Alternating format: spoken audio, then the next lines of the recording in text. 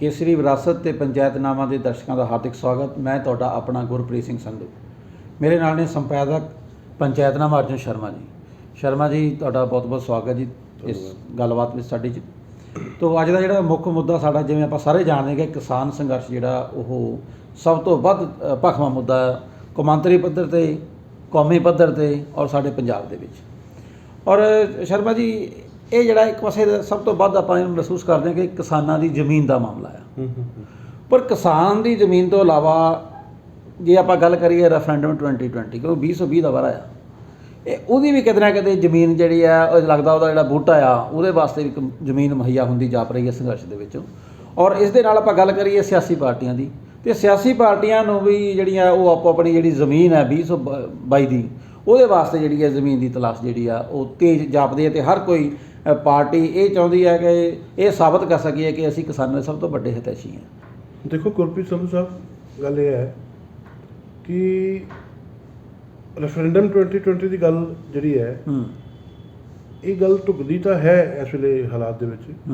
ਹਾਲਾਂਕਿ ਅਪ੍ਰੈਲ ਤੋਂ ਸ਼ੁਰੂ ਕੀਤੀ ਗਈ ਇਸ ਮੁਹਿੰਮ ਨੂੰ ਜ਼ੋਰ ਲਗਾ ਕੇ ਚਲਾਉਣ ਲਈ ਔਰ ਇਹਨੂੰ ਕਾਮਯਾਬ ਕਰਨ ਲਈ ਗੁਰਪਤਵੰਤ ਸਿੰਘ ਪੰਨੂ ਨੇ ਬਹੁਤ ਜ਼ੋਰ ਲਗਾਇਆ। ਜੀ ਜੀ, ਬਹੁਤ ਵੱਡੇ ਪੈਮਾਨੇ ਦੇ ਪਬਲਿਸਿਟੀ ਕਰਨ ਦੀ ਕੋਸ਼ਿਸ਼ ਕੀਤੀ ਗਈ। ਲੋਕਾਂ ਦੇ ਨੰਬਰ ਲੈ ਕੇ ਉਹਨਾਂ ਨੂੰ ਰਿਕਾਰਡਡ ਫੋਨ ਕਾਲ ਭੇਜੇ ਗਏ, ਮੈਸੇਜ ਭੇਜੇ ਗਏ, ਕਈ ਤਰ੍ਹਾਂ ਦੇ ਫੇਸ ਲਿਆਉਣ ਦੀ ਕੋਸ਼ਿਸ਼ ਕੀਤੀ ਗਈ ਜੀ।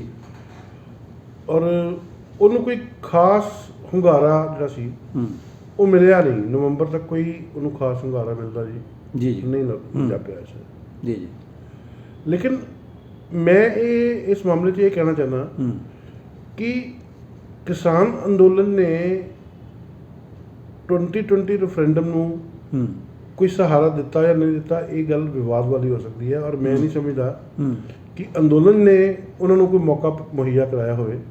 ਹਾਂ, ਇੰਨਾ ਜ਼ਰੂਰ ਹੈ ਕਿ ਉਹਨੇ ਇਸ ਅੰਦੋਲਨ ਦਾ ਫਾਇਦਾ ਲੈਂਦੇ ਹੋਏ, ਜਿੱਦਾਂ ਆਖਰੀ ਓਵਰ ਵਿੱਚ 2 ਦਿਨ ਛਿੱਕੇ ਵੱਜ ਜਾਂਦੇ ਹੈ ਨਾ, ਇਹ ਉਹੀ ਹੋਇਆ ਕਿ ਆਖਰੀ ਸਾਲ ਦੇ ਆਖਰੀ ਮਹੀਨੇ ਵਿੱਚ ਉਹਨਾਂ ਨੂੰ ਨਜ਼ਰ ਆਇਆ ਕਿ ਲਓ ਜੀ ਗਰਾਊਂਡ ਤਾਂ ਤਿਆਰ ਹੋ ਗਈ ਅਤੇ ਇਹਦੇ ਵਿੱਚ ਸਿੱਖ ਇਨਵੋਲਵਮੈਂਟ ਵੀ ਦਿਖਦੀ ਪਈ ਹੈ, ਅਤੇ ਕਿਉਂ ਨਾ ਕਿਉਂ ਉਹਨੂੰ 2020 ਦੇ ਨਜ਼ਰੀਏ ਦੇ ਨਾਲ ਆਪਾਂ ਸਾਰਾ ਜਿਹੜਾ ਹੈਗਾ ਇਹਦਾ ਮਸਲਾ, ਮਤਲਬ ਆਪਣੀ ਜਿਹੜੀ ਗੱਲ ਖਾਲਿਸਤਾਨ ਜਾਂ ਵੱਖਵਾਦੀ ਜਿਹੜੀ ਗੱਲ ਜਿਹੜੀ ਹੈ ਉਹ ਉਹਨਾਂ ਨੇ ਇਹ ਗਰਾਊਂਡ ਨੂੰ ਇਸਤੇਮਾਲ ਕੀਤਾ ਹੈ ਜੀ ਜੀ, ਨਾ ਕਿ ਗਰਾਊਂਡ ਉਹਨਾਂ ਵਾਸਤੇ ਇਸਤੇਮਾਲ ਹੋਣ ਵਾਸਤੇ ਗਈ ਹੈ। ਜੀ ਜੀ ਜੀ। ਉਹ ਤਾਂ ਇਸ 'ਤੇ ਲੱਗਦਾ ਹੈ ਕਿ ਸਾਡੇ ਦੇਸ਼ ਦੇ ਹਾਲਾਤ ਕਿੰਨੇ ਸੰਵੇਦਨਸ਼ੀਲ ਹੈ ਕਿ ਜਿਹੜੇ ਦੇਸ਼ ਦੇ ਦੁਸ਼ਮਣ ਹੈ ਉਹ ਕਿਸੇ ਵੇਲੇ ਵੀ ਕਿਸੇ ਵੀ ਚੀਜ਼ ਦੀ ਜਿਹੜੀ ਵੱਖਵਾਦ ਦਾ ਜਾਂ ਕਰੀਏ ਨਫ਼ਰਤ ਦਾ ਜਿਹੜਾ ਬੂਟਾ ਬੀਜਣ ਲਈ ਨਾ, ਉਹਨਾਂ ਨੂੰ ਬਸ ਗਰਾਊਂਡ ਨਜ਼ਰ ਆਉਣੀ ਚਾਹੀਦੀ ਹੈ ਜੀ।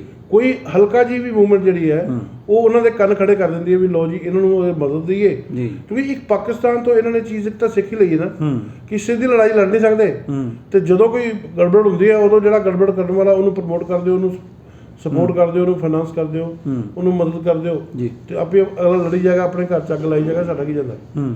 ਸੋ 2020 ਰੈਫਰੈਂਡਮ ਦੀ ਕਾਮਯਾਬੀ ਜਿਹੜੀ ਹੈ ਉਹ ਨਹੀਂ ਮੈਂ ਮੰਨਦਾ ਕਿ ਕੋਈ ਕਾਮਯਾਬੀ ਹੋਈ ਹੈ। ਉਹਨੂੰ ਇੱਕ ਮੌਕਾ ਮਿਲ ਗਿਆ, ਸੂਤ ਲੱਗ ਗਿਆ, ਔਰ ਇਸ ਮੌਕੇ ਦੇ ਉੱਪਰ ਉਹਨਾਂ ਨੇ ਆਪਣੀ ਡਫਰੀ। ਵੈਸੇ ਵੀ ਅਰਜੁਨ ਜੀ ਲੱਗਦਾ ਕਿ ਜਿਹੜਾ ਉਹਦਾ ਪ੍ਰਚਾਰ ਹੈ ਉਹਨਾਂ ਜ਼ਿਆਦਾ ਉਹਨੂੰ ਜਿਹੜੀ ਆ ਉਹ ਸਾਡੇ ਕਿਸਾਨ ਜਿਹੜੇ ਵੀਰ ਨੇ ਉਹਨਾਂ ਨੇ ਮੌਕਾ ਨਹੀਂ ਦਿੱਤਾ, ਕਿਉਂਕਿ ਉਹ ਸਾਡੇ ਜਿਹੜੇ ਲੀਡਰ ਵੀ ਨੇ, ਕਿਸਾਨ ਆਗੂ ਨੇ, ਉਹਨਾਂ ਨੇ ਵੀ ਕਿਤੇ ਨਾ ਕਿਤੇ ਇਸ ਗੱਲ ਨੂੰ ਜਿਹੜਾ ਉਹਨਾਂ ਦੇ ਨੋਟਿਸ ਵਿੱਚ ਆਈ ਗੱਲ ਕਿ ਕੋਈ ਵੀ ਨਜਾਇਜ਼ ਫਾਇਦਾ ਨਹੀਂ ਇਸ ਗੱਲ 'ਤੇ। ਨਹੀਂ, ਉਹਨਾਂ ਨੇ ਬਕਾਇਦਾ ਬਿਆਨ ਜਾਰੀ ਕੀਤੇ ਕਿ ਇਸ ਮੂਵਮੈਂਟ ਦਾ ਖਾਲਿਸਤਾਨ ਮੂਵਮੈਂਟ ਨਾਲ ਜਾਂ ਗੁਰਪਤਵੰਤ ਸਿੰਘ ਪੰਨੂ ਦੀ ਕਿਸੇ ਵੀ ਤਰ੍ਹਾਂ ਦੀ ਤਕੜਮਬਾਜ਼ੀ ਨਾਲ ਕੋਈ ਲੈਣਾ ਦੇਣਾ ਨਹੀਂ, ਕੋਈ ਲਾਗਾ ਦੇਗਾ ਨਹੀਂ ਹੈ।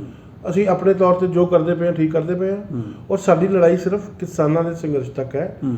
ਹੁਣ ਲਾਹਾ ਲੈਣ ਵਾਲੇ ਜੋ ਮਰਜ਼ੀ ਕਹੀ ਜਾਣ, ਉਹਨਾਂ ਦਾ ਕੀ। ਹਾਂ, ਉਹ ਤਾਂ ਇੱਕ ਹੁੰਦਾ ਹੀ ਹੈ ਜੀ, ਜਿਹੜਾ ਹਰ ਕੋਈ ਬੰਦਾ, ਜਿਵੇਂ ਸਿਆਸੀ ਪਾਰਟੀਆਂ ਦੀ ਆਪਾਂ ਗੱਲ ਕਰ ਰਹੇ ਹਾਂ, ਸਿਆਸੀ ਪਾਰਟੀਆਂ ਵੀ ਆਪੋ ਆਪਣੇ ਢੰਗ ਨਾਲ ਤਾਂ ਲੱਗੀਆਂ ਹੋਈਆਂ ਨੇ ਕਿ ਜੀ ਅਸੀਂ ਇਹਨਾਂ ਦੇ ਹੱਕ 'ਚ ਕਰਤਾ। ਹੁਣ ਨਵੀਂ ਖਬਰ ਜਿਹੜੀ ਆ ਉਹ ਕੇਜਰੀਵਾਲ ਸਾਹਿਬ ਦੀ ਇੱਕ ਆਈ ਹੈ ਕਿ ਉਹਨਾਂ ਨੇ ਜੀ ਉਹ ਕਾਪੀਆਂ ਪਾੜ ਦਿੱਤੀਆਂ। ਇਹ ਕਾਪੀਆਂ ਪਾਉਣ ਦਾ ਜਿਹੜਾ ਸਾਰਾ ਐਕਟ ਦਾ ਇਹ ਵੀ ਇਹਦੇ ਨਾਲ ਸੰਬੰਧਿਤ। ਕਾਪੀਆਂ ਪਾੜਨ ਦਾ ਸ਼ੌਂਕ ਜਿਹੜਾ ਸੀ ਨਾ ਉਹ ਰਾਹੁਲ ਗਾਂਧੀ ਤੋਂ ਸ਼ੁਰੂ ਹੋਇਆ ਸੀ।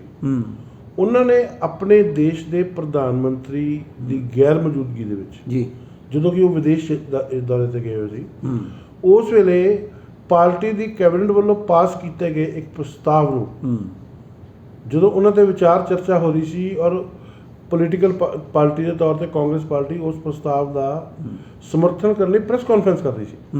ਉਸ ਪ੍ਰੈਸ ਕਾਨਫਰੰਸ 'ਚ ਆ ਕੇ ਰਾਹੁਲ ਗਾਂਧੀ ਨੇ ਕਿਹਾ ਸੀ ਕਿ ਇਹਨਾਂ ਕਾਗਜ਼ਾਂ ਦਾ ਕੀ ਕੀਤਾ ਜਾਵੇ।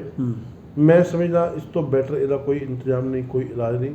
ਔਰ ਉਹਨਾਂ ਨੇ ਜਿਹੜੇ ਉਹ ਕਾਗਜ਼ ਸੀ ਉਹ ਫਾੜ ਕੇ ਆਪਣੀ ਅਕਲ ਦਾ ਪ੍ਰਗਟਾਵਾ ਕੀਤਾ ਸੀ ਔਰ ਆਪਣੇ ਦੇਸ਼ ਦੀ ਸਰਕਾਰ ਜਿਹੜੀ ਕਿ ਉਹਨਾਂ ਦੇ ਵੱਲੋਂ ਹੀ ਚਲਾਈ ਜਾ ਰਹੀ ਸੀ, ਉਹਨਾਂ ਦੇ ਪਰਿਵਾਰ ਦੇ ਹੱਥ ਦੀ ਵਿੱਚ ਚੱਲਦੀ ਸਰਕਾਰ ਸੀ, ਉਹਦੇ ਮੂੰਹ ਤੇ ਕਾਲਖ ਮਲਣ ਲਈ ਉਹਨਾਂ ਨੇ 2 ਮਿੰਟ ਨਹੀਂ ਸੀ ਲਗਾਏ।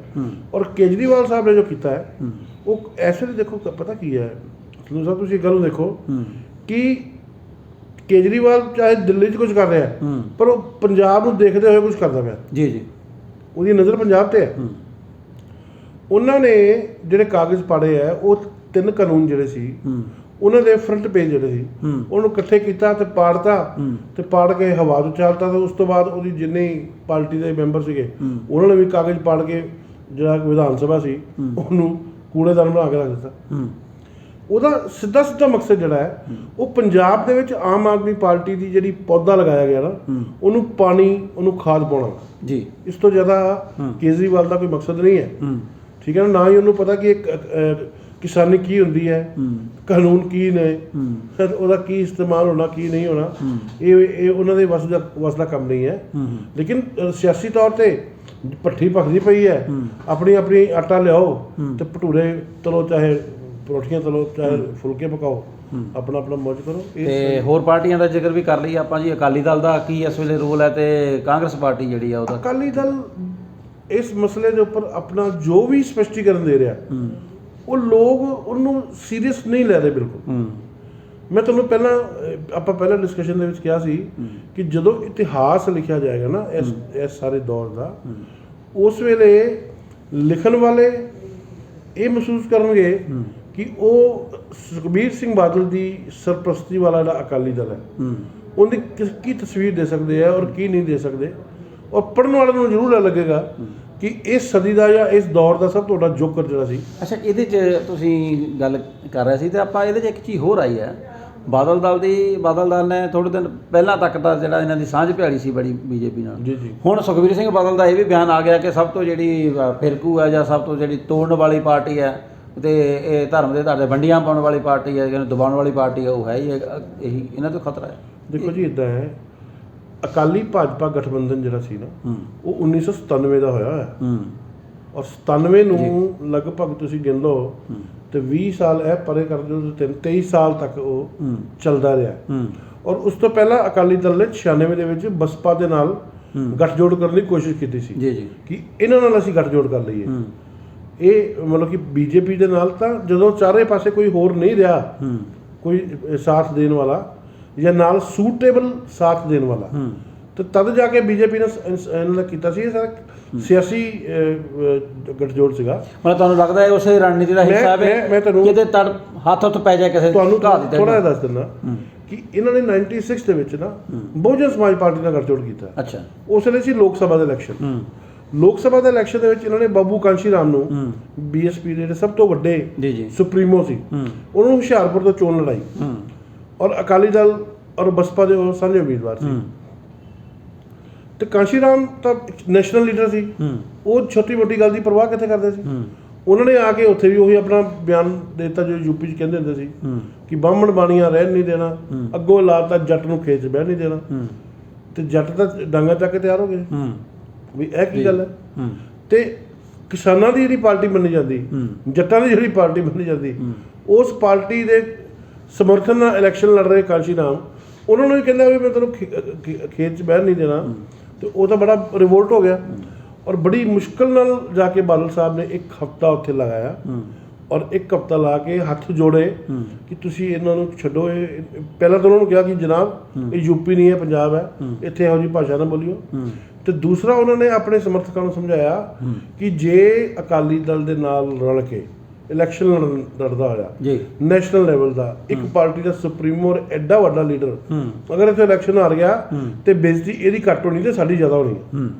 ਇਸ ਕਰਕੇ ਉਹ ਬੜੀ ਮੁਸ਼ਕਿਲ ਨਾਲ 4450 ਵੋਟਾਂ ਦੇ ਜਿਹੜਾ ਸੀ ਉਹ ਕਾਂਸ਼ੀ ਰਾਮ ਜੀ ਜਿੱਤੇ ਸੀ। ਵੈਸੇ ਮੈਨੂੰ ਲੱਗਦਾ ਜੀ ਸੁਖਬੀਰ ਬਾਦਲ ਜੀ ਨੂੰ ਔਰ ਉਸ ਇਲੈਕਸ਼ਨ ਤੋਂ ਬਾਅਦ ਬਾਦਲ ਸਾਹਿਬ ਨੇ ਬਸਪਾ ਨੂੰ ਸਤਿ ਸ੍ਰੀ ਅਕਾਲ ਕਹਿ ਕੇ ਕਹਿਤਾ ਸੀ ਕਿ ਨਹੀਂ ਜੀ ਨਹੀਂ, ਇਹਨਾਂ ਨਾਲ ਸਾਡਾ ਸੂਟ ਨਹੀਂ ਕਰ ਸਕਦਾ, ਕਿਉਂਕਿ ਜਿਹੜੇ ਦੋਨੋਂ ਹੀ ਪਾਰਟੀਆਂ ਦੇ ਸਮਰਥਕ ਹੈ ਉਹ ਬੇਸਿਕਲੀ ਪੰਜਾਬ ਦੇ ਵਿੱਚ ਉਹਨਾਂ ਦੋਨਾਂ ਦੇ ਆਪਸ ਦੇ ਵਿੱਚ 36 ਦਾ ਅੰਕੜਾ ਜ਼ਮੀਨ ਦੇ ਉੱਪਰ ਹੈਗਾ ਜ਼ਮੀਨ ਦੇ ਤੇ ਉੱਪਰ। ਪੋਲੀਟੀਕਲੀ ਉਹ ਇਕੱਠੇ ਕਦੀ ਹੋ ਨਹੀਂ ਸਕਦੇ, ਇਸ ਕਰਕੇ ਭਾਜਪਾ ਦੇ ਨਾਲ ਸਾਂਝ ਪੈ ਹਾਂ, ਜਾਂਦੀ ਔਰ ਮੈਨੂੰ ਲੱਗਦਾ ਕਿ ਜਿਸ ਤਰੀਕੇ ਨਾਲ ਜਿਹੜੀ ਭਾਜਪਾ ਹੁਣ ਤੱਕ ਇਹਨੂੰ ਵੱਡਾ ਭਰਾ ਸਮਝ ਕੇ, ਛੋਟਾ ਭਰਾ ਆਪਣੇ ਆਪ ਨੂੰ ਸਮਝ ਕੇ, ਔਰ ਬਿਨਾਂ ਕੋਈ ਬਹੁਤੀਆਂ ਸ਼ਰਤਾਂ ਰੱਖਦੇ ਇਹਨਾਂ ਦੇ ਨਾਲ ਗੱਠਜੋੜ ਦਾ ਧਰਮ ਨਿਭਾਉਂਦੀ ਰਹੀ ਹੈ, ਉਹਦੇ ਮਦਦ 'ਚ ਮੈਨੂੰ ਲੱਗਦਾ ਕਿ ਹੁਣ ਇਹਨਾਂ ਦਾ ਆਹ ਜਿਹੜਾ ਬਿਆਨ ਆਣਾ, ਉਹ ਕਿਤੇ ਇਹ ਤਾਂ ਨਹੀਂ ਸਮਝ ਰਿਹਾ ਕਿ ਜਿਹੜੀ ਬੀਜੇਪੀ ਹੈ ਇਹ ਬਹੁਤ ਅਸੀਂ ਕਮਜ਼ੋਰ ਰੱਖੀ ਹੈ ਤੇ ਹੁਣ ਉਹ ਤਾਕਤ ਨਾਲ ਫੜ ਜਾਏ। ਦੇਖੋ ਸਿਆਸਤਦਾਨ ਜਿਹੜੇ ਹੈ ਬਿਆਨ ਦੇਣਾ ਉਹਨਾਂ ਦਾ ਪ੍ਰੋਫੈਸ਼ਨ ਹੈ ਔਰ ਉਹਨਾਂ ਦਾ ਕੰਮ ਹੈ। ਅਸੀਂ ਪੱਤਰਕਾਰ ਹਾਂ ਜੀ, ਨਾ, ਅਸੀਂ ਟੀਵੀ ਤੇ ਬੋਲਣਾ, ਅਸੀਂ ਅਖਬਾਰ 'ਚ ਲਿਖਣਾ, ਇਹ ਸਾਡਾ ਪ੍ਰੋਫੈਸ਼ਨ ਹੈ।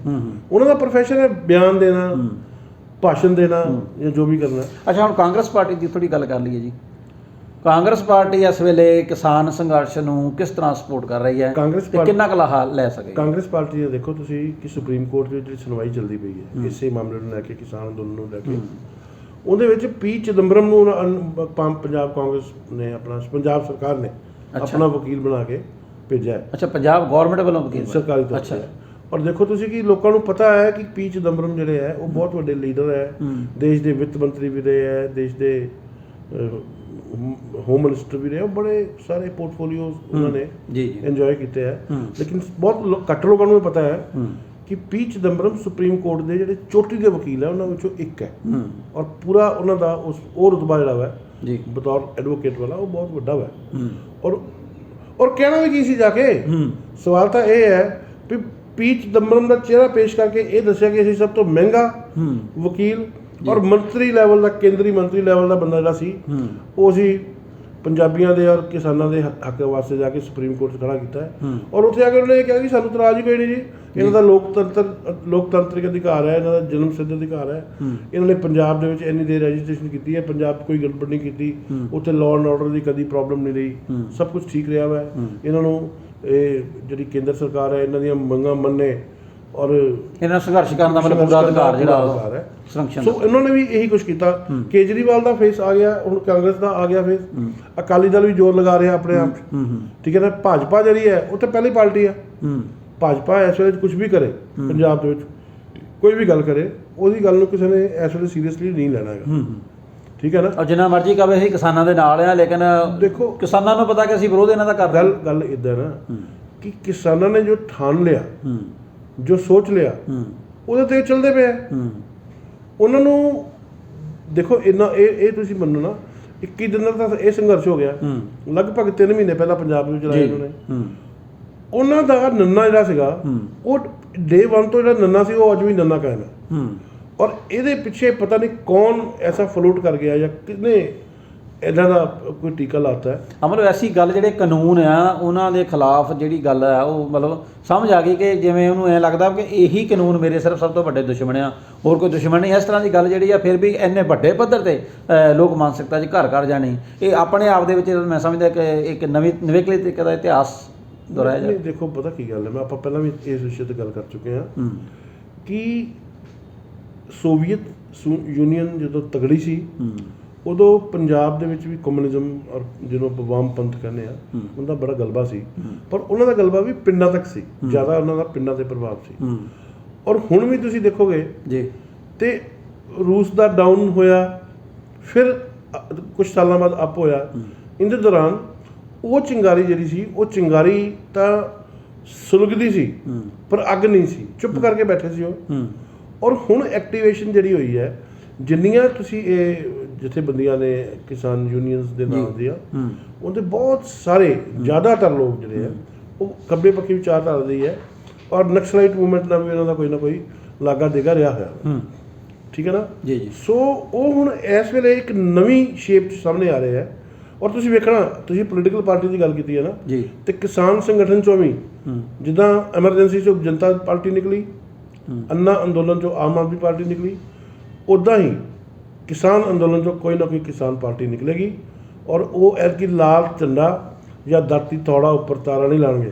ਮਤਲਬ ਕਿ ਪੰਜਾਬ ਵਾਸੀਆਂ ਨੂੰ ਇੱਕ ਨਵੀਂ ਜਿਹੜੀ ਪਾਰਟੀ ਹੈ, ਇੱਕ ਨਵੇਂ ਜਿਹੜੇ ਸਿਆਸੀ ਸਮੀਕਰਨ ਆ ਉਹਨਾਂ ਦੇ ਵਿੱਚ ਆਪਣੀ ਜਿਹੜੀ ਵੋਟ ਦਾ ਅਧਿਕਾਰ ਦਾ ਫੈਸਲਾ ਕਰਨ ਲਈ 2022 'ਚ ਜਿਹੜਾ ਉਹ ਤਿਆਰ ਰਹਿਣਾ ਚਾਹੀਦਾ। ਹਾਲਾਂਕਿ ਇੱਕ ਹੋਰ ਧਿਰ ਜਿਹੜੀ ਹੈ ਉਹਨੇ ਵੀ ਆਪਣੇ ਹਾਲੇ ਉਹਨਾਂ ਦੇ ਪੋਸਟਰ ਮਾੜੇ ਮੋਟੇ ਲੱਗਣੇ ਸ਼ੁਰੂ ਹੋਏ ਆ, ਉਹ ਹੈ ਈਸਾਈ ਭਾਈਚਾਰਾ।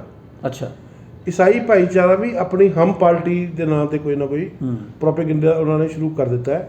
ਉਹਨਾਂ ਦੇ ਬਹੁਤ ਵੱਡੇ ਜਿਹੜੇ ਲੀਡਰ ਹੈ ਔਰ ਉਹਨਾਂ ਦੇ ਪ੍ਰਚਾਰਕ ਹੈ ਅੰਕੁਰ ਅਰੋੜਾ ਜੀ, ਉਹਨਾਂ ਨੇ ਲਗਭਗ 6 ਮਹੀਨੇ ਪਹਿਲਾਂ 5 ਮਹੀਨੇ ਪਹਿਲਾਂ ਦੀ ਗੱਲ ਹੈ, ਉਹਨਾਂ ਦੀ ਇੱਕ ਇੰਟਰਵਿਊ ਆਈ ਸੀ। ਉਹਨਾਂ ਨੇ ਕਿਹਾ ਸੀ ਪੋਲੀਟੀਕਲ ਲੋਕ ਇਹ ਨਾ ਸੋਚਣ ਕਿ ਉਹਨਾਂ ਕੋਲ ਤਾਕਤ ਹੈ, ਤਾਕਤ ਵੋਟ ਕੋਲ ਹੁੰਦੀ ਹੈ ਔਰ ਵੋਟ ਸਾਡੀ ਹੈ ਔਰ ਸਾਨੂੰ ਆਪਣੀ ਵੋਟ ਦੀ ਕੀਮਤ ਦਾ ਅਹਿਸਾਸ ਹੈ। ਔਰ ਇਹ ਵੀ ਇੱਕ ਵੱਖਰੇ ਤਰੀਕੇ ਦਾ ਸਮੀਕਰਨ ਹੋਏਗਾ। ਹਾਂ, ਜਿਹਦੇ ਉਹਨੂੰ ਪੰਜਾਬ 'ਚ ਉਠਾ ਨਹੀਂ ਸਕੇਗਾ ਉਹਦੇ ਨਾਲ ਸਾਹਮਣਾ ਕਰਨਾ ਪਵੇਗਾ। ਦੇਖੋ ਗੱਲ ਇਹ ਹੈ ਨਾ ਕਿ ਪੰਜਾਬ ਵਾਸੀਆਂ ਉਹਨਾਂ ਦਾ ਈਸਾਈ ਮਿਸ਼ਨਰੀਜ਼ ਨੇ ਜਿੰਨਾ ਕੰਮ ਕੀਤਾ ਔਰ ਜਿਸ ਤਰੀਕੇ ਨਾਲ ਫੈਲਾਅ ਆਪਣਾ ਕੀਤਾ, ਉਹਨੂੰ ਦੇਖਦੇ ਹੋਏ ਤੁਸੀਂ ਦੇਖੋ ਨਾ ਕ੍ਰਿਸਮਸ ਜਿਹੜੀ ਹੈ ਉਹ ਸਾਡੇ ਕੋਲ ਹੀ ਆਉਣ ਵਾਲੀ ਹੈ ਔਰ ਇਸ ਮੌਕੇ ਤੇ ਤੁਸੀਂ ਦੇਖ ਲਓਗੇ ਕਿ ਉਹ ਸੈਗਮੈਂਟ ਜਿਹੜਾ ਹੈ ਉਹ ਵੀ ਆਪਣੇ ਆਪ ਬਹੁਤ ਜੜ ਪਕੜ ਚੁੱਕਾ ਹੈ ਔਰ ਅਗਰ ਉਹ ਵੀ ਇੱਕ ਪੋਲੀਟੀਕਲ ਪਾਰਟੀ ਲੈ ਔਰ ਉਹਨਾਂ ਦਾ ਇੱਕੋ ਆਵਾਜ਼ ਆ ਗਈ ਕਿ ਠੀਕ ਹੈ ਜੀ, ਜਿੱਦਾਂ ਡੇਰਾ ਸੱਚਾ ਸੌਦੇ ਵਾਲੇ ਨੇ ਕਿਹਾ ਸੀ ਕਿ ਠੀਕ ਹੈ ਜੀ, ਲੱਤ ਪਾਓ, ਹੱਥ ਨਾਲ ਲੱਤ ਬੰਨੋ, ਫਲਾਣੀ ਪਾਰਟੀ ਨੂੰ ਗੱਡੀ ਚਾੜ ਦਿਓ, ਉੱਦਾਂ ਹੀ ਹੋਏਗਾ। ਜੇ ਉਸ ਤਰੀਕੇ ਦਾ ਸਮੀਕਰਨ ਹੋ ਗਿਆ ਤੇ ਇੱਥੇ ਸਾਰੇ ਦੇ ਸਾਰੇ ਸਿਆਸੀ ਸਮੀਕਰਨ ਢਹਿ ਢੇਰੀ ਹੋ ਜਾਣੇ ਆ, ਪਤਾ ਨਹੀਂ ਲੱਗਣਾ ਵੀ ਕੀ ਹੋ ਗਿਆ ਜਾਂ ਕੀ ਹੋਣ ਦੀ ਸੰਭਾਵਨਾ ਹੈ, ਕਿਉਂਕਿ ਉਹ ਸਿਆਸੀ ਨਹੀਂ ਹੋਏਗਾ ਸਾਰਾ। ਮਤਲਬ ਫਿਲਹਾਲ ਜਿਹੜਾ ਸਭ ਕੁਝ ਜਿਹੜਾ ਉਹ ਆਉਣ ਵਾਲੇ ਸਮੇਂ ਪੰਜਾਬ ਦੇ ਵਿੱਚ ਇਹ ਜਿਹੜਾ 2022 ਦਾ ਇਲੈਕਸ਼ਨ ਹੈ ਉਹ ਆਪਣੇ ਆਪ 'ਚ ਐਡਾ ਕੁ ਮਿਸਾਲ ਵਾਲਾ ਹੋਏਗਾ ਕਿ ਅੱਜ ਤੱਕ ਪੰਜਾਬ ਦੇ ਵਿੱਚ ਇਹੋ ਜਿਹਾ ਇਲੈਕਸ਼ਨ ਨਹੀਂ ਹੋਇਆ ਹੋਏਗਾ ਔਰ ਨਾ ਹੀ ਐਸੇ ਰਿਜ਼ਲਟਸ ਆਏ ਹੋਣਗੇ। ਔਰ ਅਸੀਂ ਅਗਰ ਇਸ ਅੰਦੋਲਨ ਦੀ ਗੱਲ ਕਰੀਏ, ਜੇ ਇਸ ਅੰਦੋਲਨ ਦਾ ਕੋਈ ਬਣ ਗਿਆ, ਠੀਕ ਹੈ ਨਾ, ਕੋਈ ਬੂਰ ਪੈ ਗਿਆ ਔਰ ਕੋਈ ਕਿਰਪਾ ਮਹਾਰਾਜ ਦੀ ਹੋ ਗਈ ਤੇ ਵਧੀਆ ਹੋਏਗਾ, ਨਹੀਂ ਤਾਂ ਇਹਦਾ ਵੀ ਇੰਪੈਕਟ ਜਿਹੜਾ ਹੈ ਉਹ ਵੀ ਪੰਜਾਬ ਵਾਸਤੇ ਜਿਹੜਾ ਹੈਗਾ ਉਹ ਬਹੁਤ ਜ਼ਿਆਦਾ ਬਹੁਤ ਸੁਖਦ ਤਬਦੀਲੀ ਜਾਣ ਵਾਲਾ ਹੋਏਗਾ। ਪਤਾ ਨਹੀਂ ਕਿਹੋ ਜਿਹੀ ਸੁਖਦ ਨਜ਼ਰ ਨਹੀਂ ਆ ਰਿਹਾ, ਇਹ ਪੰਜਾਬ ਲਈ ਮੁਸ਼ਕਲ ਪੈਦਾ ਕਰੇਗਾ।